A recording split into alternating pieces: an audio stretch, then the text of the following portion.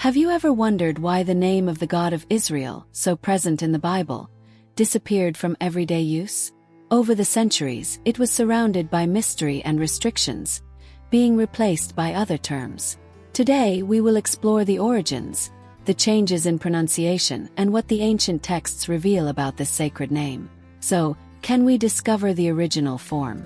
If you are interested in stories full of mysteries and religious enigmas, leave your like and subscribe to the channel to follow this investigation. When we talk about God in a monotheistic context, that is, in a belief that recognizes only one God, it does not seem necessary to attribute a specific name to him. The word God itself is enough to identify who we are talking about. However, in the ancient world, in a polytheistic context where there were several gods, it was necessary to be more specific. It was not enough to say, "I serve God." It was necessary to mention which god or gods the person worshipped, using proper names to identify them. Let's give some examples to make it clearer. Egyptian polytheism. In ancient Egypt, there were many gods such as Ra, the sun god, Osiris, the god of the dead, and Isis, the goddess of fertility. If a person were to say, "I serve God" in this context, it would not be clear enough. They would need to say, "I serve Ra" to specify which god they were worshipping, since there were several deities with different functions and attributes. Greek polytheism. In ancient Greece, there was a pantheon of gods such as Zeus, god of the sky and thunder, Athena, goddess of wisdom, and Poseidon, god of the sea. A worshipper would need to say, "I serve Zeus" or "I honor Athena" to clarify which deity they were referring to, since simply saying God would not be enough in a system where many deities coexisted. Mesopotamian religions. In ancient Mesopotamia, gods such as Marduk, Enlil, and Ishtar were part of a polytheistic society. Thus, a person who served Marduk would have to specify the name of the god he followed, because there was a vast array of gods, each responsible for different aspects of life, such as war, agriculture, or love. Judeo-Christian monotheism. In contrast, in Judaism and Christianity, the monotheistic concept recognizes only one God. The word God, or Yahweh in Judaism, is sufficient, because there are no other competing gods. Saying, "I serve God" or "I serve the Lord" clearly identifies belief in a single divine being, without the need for an additional specific name. If you are connecting with this powerful story and want to explore more inspiring lessons like this, don't forget to subscribe to our channel. That way, you won't miss any updates, and you can be part of our community that seeks to understand and live faith in a profound way. Now let's go back to the story. That is why, in the Bible we find references to specific deities, such as the god Baal, the god Dagon, the god Chemosh, and, of course, the god of Israel and Judah, also known as the god of Moses, who had his own name. This occurred because, initially, this god was part of a polytheistic reality, being one among many gods. To illustrate this situation again and better, there is a biblical passage that tells of a territorial dispute between two distinct peoples, the Israelites and the Ammonites. In this dispute, an Israelite named Jephthah argues that the right to the land was of divine origin, but he does not simply say, "This land is mine because God gave it to me." He knows he needs to be more specific, so he declares that the land the Ammonites have a right to is the one their god, Chemosh, gave them, while the land the Israelites possess is the one their God. And then he mentions the proper name, gave them. We will not reveal this name here yet, as we will do so later in the text. This name can be found on the Mesha stele, also known as the Moabite stone, the oldest archaeological record we have of this name. This artifact is from the 9th century BC and curiously was not produced by the Israelites, but by the Moabites. It celebrates the liberation of the kingdom of Moab from the rule of Israel. The text inscribed on the stone relates that the main god of Moab, Chemosh, was displeased with his people in the past, handing them over to the Israelites, but that later, a new Moabite king named Mesha managed to regain Chemosh's favor and free himself from Israelite oppression. The text also describes that during Moab's military victory over the Israelites, some objects related to the worship of the God of Israel were taken and offered to Chemosh, which symbolized the superiority of Chemosh over the other god and, by extension, the superiority of the Moabite people over the Israelites. It is in this context, specifically when referring to the objects of the temple of the God of Israel, that the Mesha stele records the name of this god, represented by 4 letters.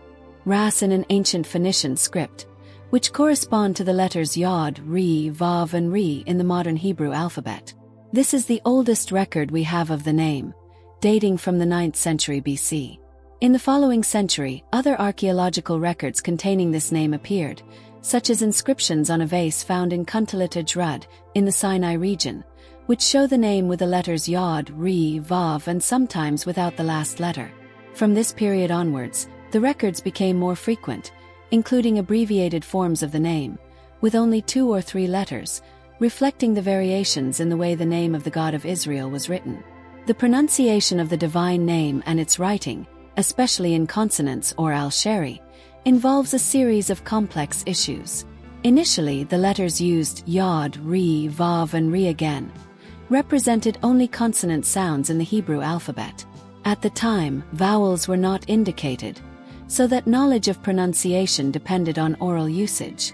A person knew how to say a word because they already knew it in spoken language and, from the context, could identify the written word. However, if the pronunciation were lost in the spoken language, there would be no way to deduce it from the written form alone. The question of the pronunciation of the divine name, usually transcribed as YHWH in Latin letters, and its writing in the Hebrew alphabet involves, in fact, complex linguistic and religious aspects. The name, composed of the 4 Hebrew letters Yod, He, Vav, and He, is known as the Tetragrammaton and is present in the Hebrew scriptures. However, the exact pronunciation of this name has long been lost, and several reasons contributed to this.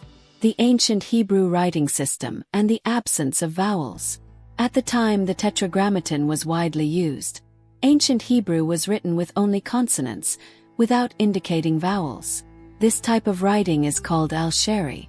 This means that the 4 letters that form the name of God in biblical Hebrew, YHWH, only indicated the consonant sounds. What made correct reading possible at that time was the oral use of the language. People knew how to pronounce the words because they were familiar with them in everyday speech.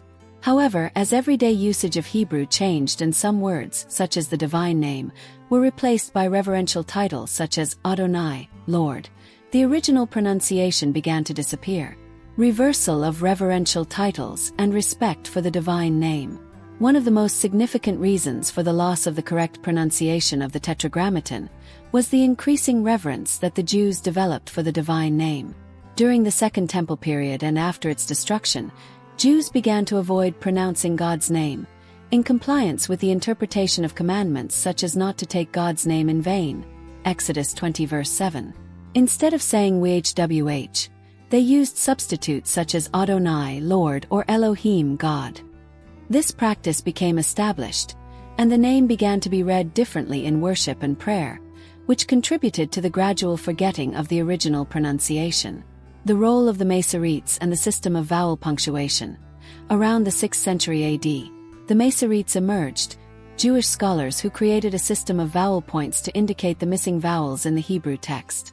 However, when it came time to vocalize the Tetragrammaton, the Masoretes did not include the original vowels. They applied the vowels of the word Adonai or Elohim to YHWH to remind readers to say these words instead of trying to pronounce the sacred name. This system eventually led to the erroneous reading Jehovah, which results from combining the consonants of YHWH with the vowels of Adonai. Speculations on the original pronunciation. Although the correct pronunciation of the Tetragrammaton has been lost, some scholars suggest that God's name could have been something like Yahweh. This is based on linguistic reconstructions and evidence found in ancient texts, such as Ugaritic inscriptions and other Near Eastern sources. However, since the oral use of the name ceased long ago, it is impossible to determine with certainty the exact pronunciation, meaning of the name and theological implications. The name YHWH has a profound meaning. When God revealed his name to Moses at the burning bush, he linked it to the Hebrew phrase, Ihyeh Asher Ihyeh, Exodus 3 verse 14, often translated as I am who I am or I will be who I will be. This suggests an eternal, unchanging God who is ever present. The Tetragrammaton, then, symbolizes God's self-existence and eternity, central aspects of Jewish theology. Use of the name today. In Jewish and Christian communities, The practice of not pronouncing the name YHWH continues. Religious Jews follow this tradition to this day, and the name is replaced by titles such as Hashem, the name, Adonai, or Elohim when referring to God in prayer or conversation. Some translations of the Bible, Leah, also follow this tradition, replacing YHWH with Lord in many versions. On the other hand, some Christian traditions, especially Jehovah's Witnesses, choose to use the form Jehovah, despite the mistaken origin of this form, as part of their practice of directly invoking the divine name. The complexity surrounding the pronunciation of the divine name shows how a name can carry a great deal of historical, religious, and cultural weight. Consonantal writing without vowels has made its pronunciation difficult to preserve, but increasing reverence and liturgical practices have also played a central role in its loss. Regardless of how the name is pronounced, the concept of God in Jewish and Christian tradition remains focused on His holiness, power, and eternity, and the Tetragrammaton is a profound symbol of these attributes. If you are connecting with this powerful story and want to explore more inspiring lessons like this, don't forget to subscribe to our channel. That way, you won't miss any updates, and you can be part of our community that seeks to understand and live faith in a profound way. Now let's go back to the story. Another difficulty is related to historical tradition. At a certain point in the development of the worship of the God of Israel and Judah, the name of this God began to be avoided. Originally, the name was used frequently, appearing in various documents, even pronounced by foreigners. Over time, customs arose to avoid using the name, probably influenced by a strict interpretation of the commandment, "You shall not take the name of the Lord your God in vain," or by the belief that divine names possessed special powers and, therefore, should not be known by just anyone. Ancient rabbinical records indicate that the sacred name could only be pronounced on the Day of Atonement, Yom Kippur, by the high priest, in the most sacred place of the temple in Jerusalem. There is also a Samaritan tradition according to which the divine name was secretly transmitted from priest to priest. Around the 3rd century BC, the practice of replacing the divine name in the scriptures intensified. Jews who translated the Hebrew Bible into Greek replaced the name with terms such as Lord or God, a trend that persists to this day. Even in the New Testament, the divine name does not appear, and is always replaced by equivalent words. This practice, combined with the lack of vowel indications in ancient Hebrew, has made it difficult to accurately preserve the original pronunciation. Despite this, various ways of pronouncing the name are still known, such as Yahweh, Jehovah, Yahweh, and others.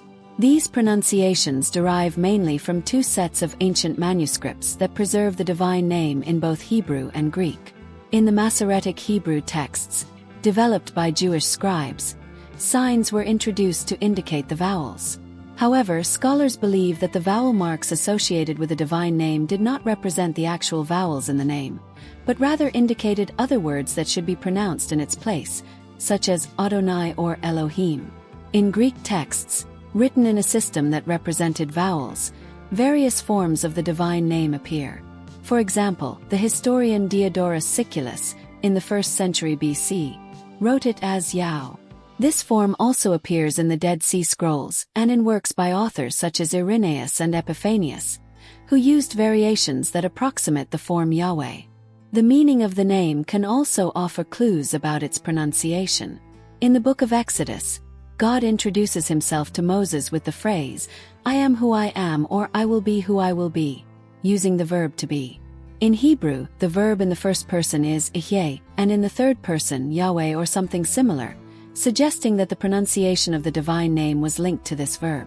While folk etymology may have influenced the meaning given in Exodus, it is important to note that the exact interpretation of the name remains uncertain. The pronunciation Yahweh is widely accepted among scholars as an academic reconstruction, but other forms have been used over time.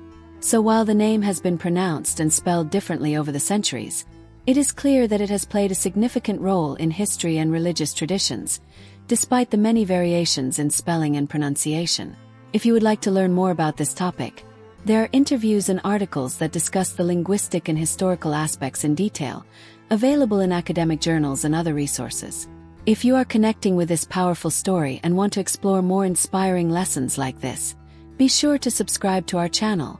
That way, You will not miss any updates and can be part of our community that seeks to understand and live faith in a deeper way. Now back to the story. Conclusion.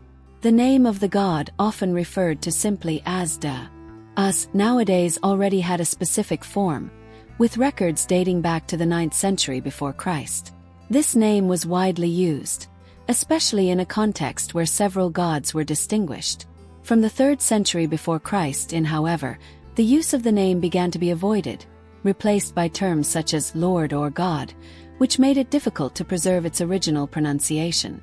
Despite recovery efforts based on ancient records and the possible meaning of the name, there is no definitive consensus on the exact pronunciation.